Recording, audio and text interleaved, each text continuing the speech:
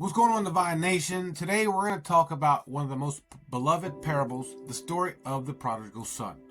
Now, obviously, we don't look at these as traditional, literal meanings, but we look at them from a profound metaphysical teaching that maps our own spiritual journeys. On the surface, it's a tale of two sons, one wayward youth squanders his inheritance, and beneath the surface lies a deeper truth about love, forgiveness, and the journey back to ourselves. As always, follow, like, and subscribe, and get ready for this Bible deep dive.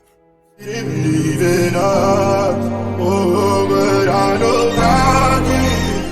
the Father, in this context, represents the divine, the universe, source of all creation, God, unconditional love, and boundless compassion. Right? That's the essence of Father's character, and that's the essence of all real fathers' characters, right? He doesn't judge, he doesn't condemn, he just simply loves. The two sons represent different aspects of ourselves. The younger son, the prodigal son, embodies the part of us that seeks experience, that ventures out into the world, often making mistakes, but that's the part of us that yearns for freedom, the one that wants adventure and self-discovery.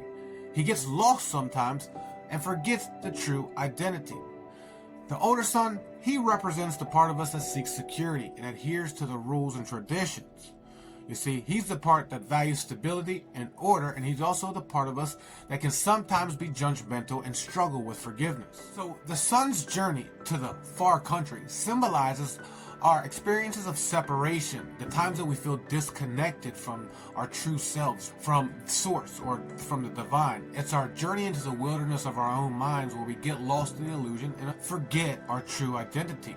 See, he squandered his inheritance, and what that represents is the misuse of our own creative power.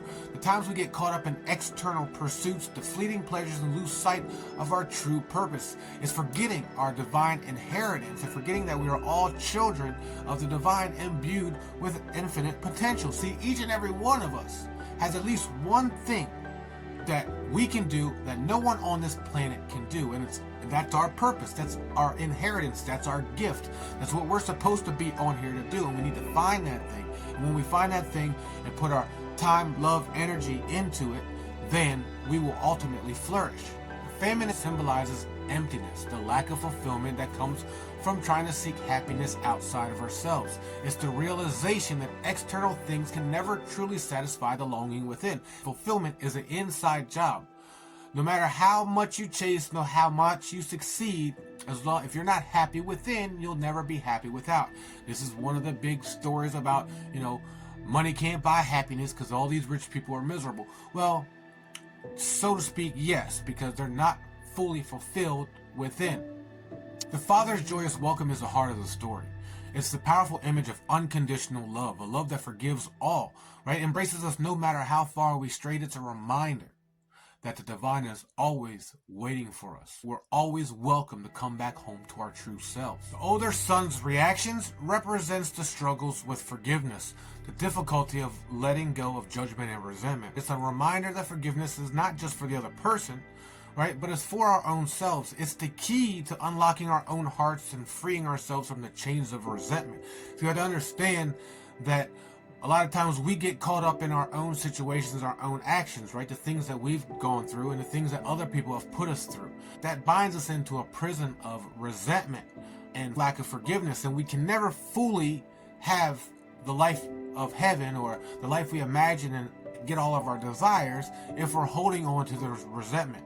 I just read something the other day that says that you can't have it both ways. You can't have happiness, love, and fulfillment while having resentment, judgment, and ill will in your mind. Now, the Father's gentle explanation to the older son is a powerful teaching, because remember, this is God talking to our resentments and our lack of forgiveness. He's saying, "My son, you are always with me, and everything I have is already yours." This speaks to the truth that we're always connected to divine, right? We're always loved. We're always worthy. Everything that the divine has is already ours. We just simply need to awaken to that truth.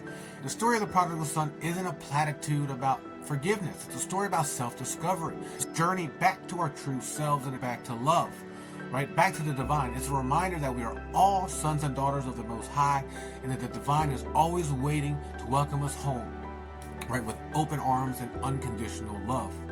Now, Let me know in the comments how this resonates with you and how you feel about this story. And as always, like, follow, subscribe, and stay tuned for more Bible and spiritual deep dives.